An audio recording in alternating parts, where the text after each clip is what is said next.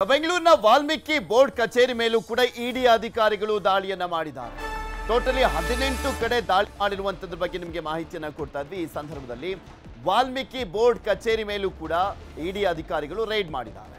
ವಸಂತ ನಗರದಲ್ಲಿರುವಂತ Valmiki board ಕಚೇರಿ 2 ಕಾರಲ್ಲಿ ಬಂದಂತ ಇಡಿ ಅಧಿಕಾರಿಗಳು ಪರಿಶೀಲನೆಯನ್ನ ಮಾಡ್ತಾ ಇದ್ದಾರೆ. ರೈಡ್ ಅನ್ನ ಮಾಡಿ ಅದು ಪ್ರಮುಖವಾಗಿ ಕೇಂದ್ರ ಕಚೇರಿ ಆಗಿರುವಂತ ಕಾರಣಕ್ಕೋಸ್ಕರ ಇಡಿ ಅಧಿಕಾರಿಗಳು ಆ ವಾಲ್ಮೀಕಿ ಅಭಿವೃದ್ಧಿ ನಿಗಮದ ಬೋರ್ಡ್ ಮೇಲೂ ಕೂಡ ದಾಳಿಯನ್ನ ಮಾಡಿರುವಂಥದ್ದು ಮಾಹಿತಿಯನ್ನ ಕಲೆಕ್ಟ್ ಮಾಡ್ತಾ ಇದ್ದಾರೆ. ಅಲ್ಲಿ ಏನು ಕಡತಗಳು ಸಿಗುತ್ತೆ, ಹಾಗೆ ಈ ಟ್ರಾನ್ಸಾಕ್ಷನ್ ಬಗ್ಗೆ ಏನು ಮಾಹಿತಿ ಸಿಗುತ್ತೆ, ಅದೇನಾದರೂ ಸಿಕ್ಕಂಥ ಸಂದರ್ಭದಲ್ಲಿ ಅದನ್ನ ಪರಿಶೀಲನೆ ಮಾಡ್ತಾ ಇದ್ದಾರೆ. 2 ಕಾರುಗಳಲ್ಲಿ ಬಂದಂಥ ಇಡಿ ಅಧಿಕಾರಿಗಳು ಪರಿಶೀಲನೆಯನ್ನ ಮಾಡುವಂಥ ಕೆಲಸ ಆಗ್ತಾ ಇದೆ ಅಲ್ಲಿ.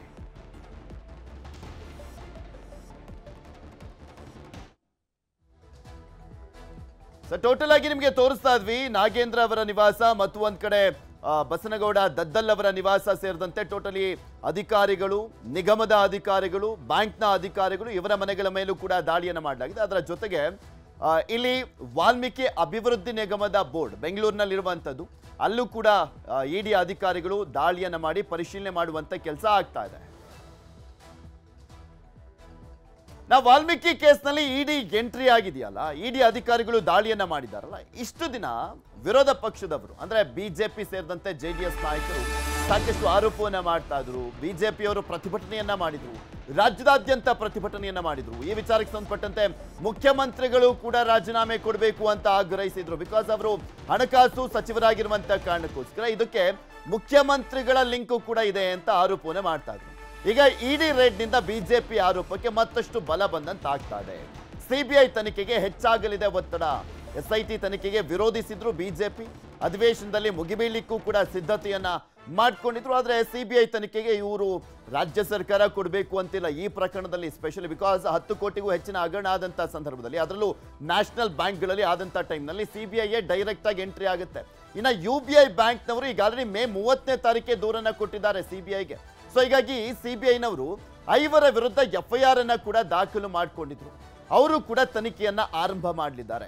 ಸಿಬಿಐ ಕೂಡ ಎಂಟ್ರಿ ಕೊಟ್ಟಂತ ಸಂದರ್ಭದಲ್ಲಿ ಸಹಜವಾಗಿ ನಾನಾಗ್ಲೇ ಹೇಳ್ತಾ ಇದ್ನಲ್ಲ, ಕಾಂಗ್ರೆಸ್ ಸರ್ಕಾರಕ್ಕೆ ನಡುಕ ಶುರುವಾಗ್ಬಿಟ್ಟಿದೆ. ಇದೆಲ್ಲದ್ರ ಬಗ್ಗೆ ಮತ್ತಷ್ಟು ಮಾಹಿತಿಯನ್ನ ಕೊಡ್ತಾ ಹೋಗ್ತಾರೆ ನಮ್ಮ ಪ್ರತಿನಿಧಿ ಹೆಬ್ಬಾಕ ತಿಮ್ಮೇಗೌಡರು. ನಮ್ಮ ಜೊತೆ ನ್ಯೂಸ್ ಡೆಸ್ಕ್ ಇಂದ ನೇರ ಸಂಪರ್ಕದಲ್ಲಿ ಜಾಯಿನ್ ಆಗ್ತಾರೆ. ತಿಮ್ಮೇಗೌಡ್ರೆ, ಇದೇ ಒಂದು ವಿಚಾರವನ್ನ ಇಟ್ಕೊಂಡು ರಾಜ್ಯದಾದ್ಯಂತ ಹೋರಾಟವನ್ನ ಬಿಜೆಪಿ ಮಾಡಿತ್ತು. ಅದರ ಜೊತೆಗೆ ನಾಗೇಂದ್ರ ಮಾತ್ರ ಅಲ್ಲ, ಸಿದ್ದರಾಮಯ್ಯನವರು ಕೂಡ ರಾಜೀನಾಮೆ ಕೊಡಬೇಕು ಅಂತ ಆಗ್ರಹಿಸಿದ್ರು. ಈಗ ಇಡಿ ದಾಳಿ ಮಾಡಿದ ನಂತರ ಇವರ ಹೋರಾಟಕ್ಕೆ, ಪ್ರತಿಭಟನೆಗೆ ಮತ್ತಷ್ಟು ಪುಷ್ಟಿ ಮತ್ತೆ ಮತ್ತಷ್ಟು ವೇಗ ಸಿಕ್ಕಂತ ಆಗ್ತಾ ಇದೆ ಅಂತ ಕಾಣಿಸುತ್ತೆ. ಅಧಿವೇಶನದಲ್ಲಿ ಮುಗಿಬೀಳಲಿಕ್ಕೆ ಇನ್ನಷ್ಟು ಅಂಶಗಳು ಸಿಗ್ತಾ ಇದೆ. ಖಂಡಿತವಾಗಿ ಪೃಥ್ವಿರಾಜ್, ಇದೊಂದು ರೀತಿ ಅಸ್ತ್ರ ಅನ್ನೋದಕ್ಕಿಂತ ಒಂದು ರೀತಿ ಬ್ರಹ್ಮಾಸ್ತ್ರ ಅಂದರೆ ತಪ್ಪಾಗಲಿಕ್ಕಿಲ್ಲ. ಯಾಕಂತ ಹೇಳಿದ್ರೆ ಇದೇ ಜುಲೈ 15ರಿಂದ ಮಳೆಗಾಲದ ಅಧಿವೇಶನ ಆರಂಭವಾಗ್ತಾ ಇದೆ. ಮಳೆಗಾಲದ ಅಧಿವೇಶನ ಸಂದರ್ಭದಲ್ಲಿ ಇದನ್ನೇ ಅಸ್ತ್ರವನ್ನಾಗಿ ಮಾಡ್ಕೊಳೋದ್ರ ಮುಖಾಂತರ ವಿಪಕ್ಷಗಳು ಕಾಂಗ್ರೆಸ್ ಸರ್ಕಾರದ ವಿರುದ್ಧ ಮುಗಿಬೀಳೋದಕ್ಕೆ ಪ್ಲಾನನ್ನು ಮಾಡ್ಕೊಂಡಿರ್ತಕ್ಕಂಥದ್ದು. ಯಾಕಂತ ಹೇಳಿದ್ರೆ ಈ ಹಿಂದಿನಿಂದಲೂ ಕೂಡ ವಾಲ್ಮೀಕಿ ಅಭಿವೃದ್ಧಿ ನಿಗಮದಲ್ಲಿ ನಡೆದಿರ್ತಕ್ಕಂಥ ಒಂದು ಅಕ್ರಮಗಳು ಬೆಳಕಿಗೆ ಬಂದಂಥ ಬಳಿಕವೇ ವಿಪಕ್ಷಗಳು ಅಂದರೆ BJP JDS ಈ ಬಗ್ಗೆ CBI ತನಿಖೆ ಆಗಬೇಕು, ಅಂದರೆ ನ್ಯಾಯಾಂಗ ತನಿಖೆ ಆಗಬೇಕು ಅನ್ನುವಂಥ ನಿಟ್ಟಲ್ಲಿ ಒತ್ತಾಯವನ್ನು ಮಾಡಿಕೊಂಡೇ ಬಂದಿದ್ವು. ಆದರೆ ರಾಜ್ಯ ಸರ್ಕಾರ ಯಾವುದೇ ಕಾರಣಕ್ಕೂ ಕೂಡ CBI ತನಿಖೆ ಸಾಧ್ಯವಿಲ್ಲ, SIT ಪೊಲೀಸ್ನವರೇ ಏನು ತನಿಖೆಯನ್ನು ಮಾಡ್ತಾರೆ, ಪಾರದರ್ಶಕ ತನಿಖೆಯನ್ನು ಮಾಡ್ತಾರೆ ಎನ್ನುವಂಥ ನಿಟ್ಟಲ್ಲಿ ಸಮರ್ಥನೆಯನ್ನು ಮಾಡ್ಕೊಂಡು ಬಂದಿದ್ವು. ಆದರೆ ಇದೀಗ ಕಾಂಗ್ರೆಸ್ ಸರ್ಕಾರಕ್ಕೆ ಶಾಕ್ ಕೊಡುವಂತೆ ಇದೀಗ ಇಡಿ ಅಧಿಕಾರಿಗಳು ಇದೀಗ ದಾಳಿಯನ್ನು ಮಾಡಿರ್ತಕ್ಕಂಥದ್ದು.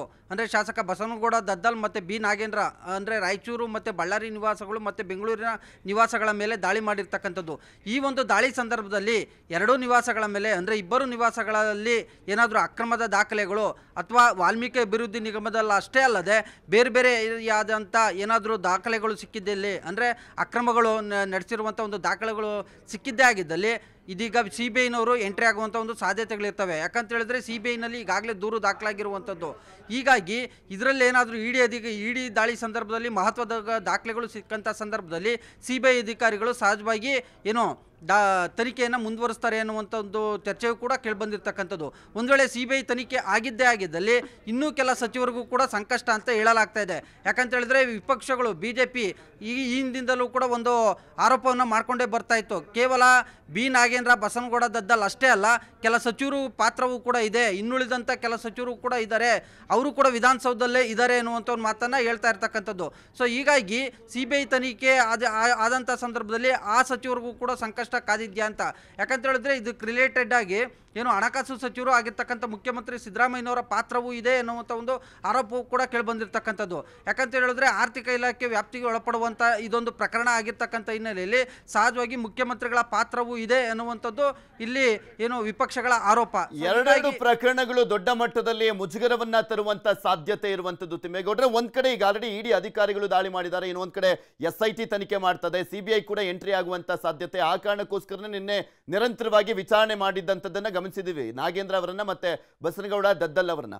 ಇದೊಂದು ಪ್ರಕರಣ ಅಧಿವೇಶನದ ಸಂದರ್ಭದಲ್ಲಿ ದೊಡ್ಡ ಮಟ್ಟದಲ್ಲಿ ಚರ್ಚೆ ಆಗೋದು. ಅದರ ಜೊತೆಗೆ ಮೂಡ ಹಗರಣ, ಇವೆರಡರೂ ಕೂಡ ದೊಡ್ಡ ಮಟ್ಟದಲ್ಲಿ ಮುಜುಗರದ ಜೊತೆಗೆ ಹೇಗೆ ಆನ್ಸರ್ ಮಾಡಬೇಕು ಅನ್ನುವಂಥ ಟೆನ್ಷನ್ ಯಾವ ರೀತಿಯಾಗಿ ಕಾಡ್ತಾ ಇದೆ ಕಾಂಗ್ರೆಸ್ ನಾಯಕರಿಗೆ, ಸ್ಪೆಷಲಿ ಸಿದ್ದರಾಮಯ್ಯನವರಿಗೆ ಮತ್ತೆ DK ಶಿವಕುಮಾರ್ ಅವರಿಗೆ? ಖಂಡಿತವಾಗಿಯೂ. ಯಾಕಂತ ಹೇಳಿದ್ರೆ ಇದೇ ಜುಲೈ 15ರಿಂದ ಮಳೆಗಾಲದ ಅಧಿವೇಶನ ಆರಂಭವಾಗ್ತಾ ಇರ್ತಕ್ಕಂಥ ಹಿನ್ನೆಲೆಯಲ್ಲಿ ಜುಲೈ 15ನೇ ತಾರೀಕು ಸದನ ಆರಂಭವಾಗುತ್ತಿದ್ದಂತೆ ಇದನ್ನು ಪ್ರಸ್ತಾಪ ಮಾಡೋದಕ್ಕೆ ಇದೀಗ ವಿಪಕ್ಷಗಳು ತಯಾರಿಯನ್ನು ಮಾಡ್ಕೊಂಡಿರ್ತಕ್ಕಂಥದ್ದು.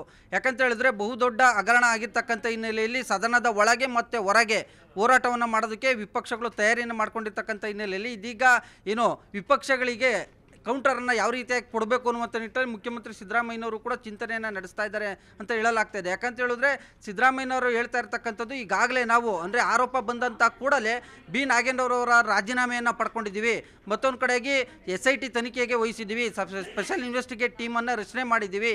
ಹೀಗಾಗಿ ಆರೋಪ ಬಂದಿದ್ದಲ್ಲಿ ಅಂದರೆ ಏನೋದು ಆರೋಪ ಸತ್ಯ ಅಂತೇಳಿ ಅಲ್ಲಿ ಪ್ರೂವ್ ಆಗಿದ್ದಂಥ ಸಂದರ್ಭದಲ್ಲಿ ಅವ್ರ ವಿರುದ್ಧ ಆ್ಯಕ್ಷನ್ ತೆಗೆದುಕೊಳ್ತೀವಿ, CBI ತನಿಖೆಗೆ ಕೊಡುವಂಥ ಅಗತ್ಯವಿಲ್ಲ ಅನ್ನುವಂಥದ್ದು. ED ಅಧಿಕಾರಿಗಳು ಸಹಜವಾಗಿ ದಾಳಿ ಮಾಡಿದಂಥ ಸಂದರ್ಭದಲ್ಲಿ ಈಗಾಗಲೇ ಏನು ರಾಜಕೀಯ ಪ್ರೇರಿತ ಅನ್ನುವಂಥ ನಿಟ್ಟಲ್ಲಿ ಕಾಂಗ್ರೆಸ್ ನಾಯಕರು ಹಾಗಾಗಿ ಆರೋಪವನ್ನು ಮಾಡ್ತಾ ಇರ್ತಾರೆ. ಇದಾಗಿಯೂ ಕೂಡ ಅಂದರೆ ಈ ಪ್ರಕರಣದಲ್ಲೂ ಕೂಡ ಅಂಥದ್ದೇ ಒಂದು ಆರೋಪವನ್ನು ಮಾಡುವಂಥ ಒಂದು ಸಾಧ್ಯತೆಗಳಿರ್ತವೆ. ಯಾಕಂತ ಹೇಳಿದ್ರೆ ಈಗಾಗಲೇ ಏನು ನಾಗೇಂದ್ರ ಮತ್ತು ಬಸನಗೌಡ ದದ್ದಲ್ ವಿರುದ್ಧ ಸಾಕಷ್ಟು ಏನು ಆರೋಪಗಳು ಕೂಡ ಕೇಳಿಬಂದಿರ್ತಕ್ಕಂಥ ಹಿನ್ನೆಲೆಯಲ್ಲಿ ಇದೀಗ ನಾಗೇಂದ್ರ ಅವರನ್ನ ರಾಜೀನಾಮೆ ಅಷ್ಟೇ ಅಲ್ಲದೆ ಅವರನ್ನು ಶಾಸಕ ಸ್ಥಾನದಿಂದಲೂ ಕೂಡ ವಜಾ ಮಾಡಬೇಕು ಅನ್ನುವಂಥ ಒಂದು ಒತ್ತಾಯವು ಕೂಡ ಕೇಳಿಬಂದಿರ್ತಕ್ಕಂಥದ್ದು.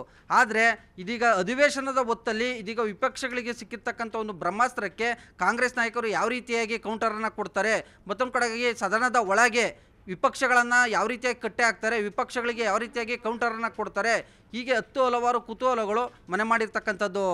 ತಿಮ್ಮೇಗೌಡ್ರೆ, ಇಲ್ಲಿ ಒಂದು ಈ ಪ್ರಕರಣಕ್ಕೆ ಸಂಬಂಧಪಟ್ಟಂತೆ SIT ತನಿಖೆ ಮಾಡ್ತಾ ಇದೆಯಲ್ಲ, ಸರ್ಕಾರ ಈಗ ಮಾತೆತ್ತಿದ್ರೆ SIT ತನಿಖೆ ಅನ್ನುವಂಥ ರೀತಿಯಲ್ಲಿ ಕೊಡ್ತಾ ಇರುವಂಥದ್ದು ಗಮನಿಸ್ತಾ ಇದ್ವಿ. ಅದರ ಜೊತೆಗೆ ಕೆಲವೊಂದು ವಿಚಾರಕ್ಕೆ ಸಂಬಂಧಪಟ್ಟಂತೆ SIT ಯಾವ ರೀತಿಯಾಗಿ ತನಿಖೆಯನ್ನು ಮಾಡ್ತಾ ಇದೆ ಅನ್ನುವಂಥದ್ದನ್ನು ನೋಡೋದಾದ್ರೆ, ಒಂದು ಪ್ರಜ್ವಲ್ ರೇವಣ್ಣ, ಸೂರಜ್ ರೇವಣ್ಣ, ಯಡಿಯೂರಪ್ಪನವ್ರ ಪ್ರಕರಣ ಅಥವಾ ಇನ್ಯಾವುದೇ ಪ್ರಕರಣಗಳಲ್ಲಾದರೂ ಕೂಡ, ದರ್ಶನ್ ಪ್ರಕರಣ ಆದರೂ ಯಾರ್ದಾದ್ರೂ ಹೆಸರು ಬಂದರೆ ಸಾಕು ಪಟ್ ಅಂತ ನೋಟಿಸ್ ಕೊಡ್ತಾರೆ, ಅವ್ರನ್ನ ವಿಚಾರಣೆ ಮಾಡ್ತಾರೆ. ಆದರೆ ಈ ಪ್ರಕರಣದಲ್ಲಿ ಮಾತ್ರ ಇದುವರೆಗೂ ನಾಗೇಂದ್ರ ಮತ್ತೆ ದದ್ದಲ್ದು ವಿಚಾರಣೆ ಆಗಿರಲಿಲ್ಲ, ನಿನ್ನೆನೇ ವಿಚಾರಣೆ ಆಗಿರುವಂಥದ್ದು. ತುಂಬಾ ಆಮೆಗತಿಯಲ್ಲಿ ಸಾಗ್ತಾ ಇರುವಂಥ ವಿಚಾರಣೆ. ಯಾವಾಗ CBI ED ಎಂಟ್ರಿ ಆಗುವಂತ ಮುನ್ಸೂಚನೆ ಸಿಗುತ್ತೋ ಅವಾಗ ವಿಚಾರಣೆಯನ್ನು ಮಾಡಿರುವಂಥದ್ದು. ಯಾಕೆ ಈ ಬಗೆಯ ನೀತಿ ಕಂಟ್ರೋಲ್ ಮಾಡ್ತಾ ಇದೆಯಾ, ಸೇಫ್ ಮಾಡುವಂತ ಕೆಲಸ ಸರ್ಕಾರ ಮಾಡ್ತಾ ಇದೆಯಾ ಅಂತ? ಕರೆಕ್ಟ್, 100% ಸತ್ಯ ಪೃಥ್ವಿರಾಜ್. ಯಾಕಂತ ಹೇಳಿದ್ರೆ ಏನು ಬಂಧನಕ್ಕೊಳಗಾಗಿರ್ತಕ್ಕಂಥ ಕೆಲ ಅಧಿಕಾರಿಗಳು ಅಂದರೆ ವಾಲ್ಮೀಕಿ ಅಭಿವೃದ್ಧಿ ನಿಗಮದ MD ಆಗಿರ್ತಕ್ಕಂಥ ಪದ್ಮನಾಭ್ ಅವರು ವಿಚಾರಣೆ ಸಂದರ್ಭದಲ್ಲಿ ಕೊಟ್ಟಂಥ ಒಂದು ಹೇಳಿಕೆ ಅಂದರೆ ಬಸವನಗೌಡ ದದ್ದಲ್ ಅವರ ಆಪ್ತ ಕಾರ್ಯದರ್ಶಿಗಳು ಮತ್ತು ನಾಗೇಂದ್ರ ಅವರವರ ಆಪ್ತ ಕಾರ್ಯದರ್ಶಿಗಳು ಅವರ ಒಂದು ಸಂಬಂಧಿಕರುಗಳಿಗೆ ನಾನು ದುಡ್ಡನ್ನು ಕೊಟ್ಟಿದ್ದೀನಿ, ಹಣವನ್ನು ಕೊಟ್ಟಿದ್ದೀನಿ ಎನ್ನುವಂಥ ಒಂದು ತನಿಖೆ ಸಂದರ್ಭದಲ್ಲಿ ಕೊಟ್ಟಂಥ ಒಂದು ಹೇಳಿಕೆ ಅದು ಸಾಕಷ್ಟು ಒಂದು ರೀತಿ ಸಂಚಲನವನ್ನು ಕೂಡ ಮೂಡಿಸಿತ್ತು. ಸೊ ಹೀಗಾಗಿ ಇದು ಈ ಒಂದು ಹೇಳಿಕೆ, ಈ ಒಂದು ಅಂಶ ಏನಾದರೂ CBI ಪೊಲೀಸ್ನವರಿಗೆ ಮುಟ್ಟಿದ್ದೇ ಆಗಿದ್ದಲ್ಲಿ CBI ಪೊಲೀಸ್ನವರು ಎಂಟ್ರಿ ಆಗ್ತಾರೆ ಅನ್ನುವಂಥ ನಿಟ್ಟಲ್ಲಿ SIT ಪೊಲೀಸ್ನವರು ಜಾಣ ನಡೆಯನ್ನು ಇಟ್ಟಿರ್ತಕ್ಕಂಥದ್ದು. ಹೀಗಾಗಿಯೇ ನಿನ್ನೆ ಅಂದರೆ ಬಸವನಗೌಡ ದದ್ದಲ್ ಮತ್ತು ನಾಗೇಂದ್ರ ಇಬ್ಬರಿಗೂ ಕೂಡ ನೋಟಿಸನ್ನು ಕೊಟ್ಟು ವಿಚಾರಣೆಗೆ ಬರುವಂತೆ ಹಾಜರಾಗುವಂತೆ ಸೂಚನೆ ಕೂಡ ಕೊಟ್ಟಿದ್ದರು. ಅದರಂತೆ ಇಬ್ಬರು ಶಾಸಕರು ಕೂಡ ವಿಚಾರಣೆಗೆ ಹಾಜರಾಗಿದ್ದರು. ಇವತ್ತು ಕೂಡ ಹಾಜರಾಗ್ತಾರೆ ಅನ್ನುವಂಥ ಒಂದು ಮಾಹಿತಿ ಇತ್ತು.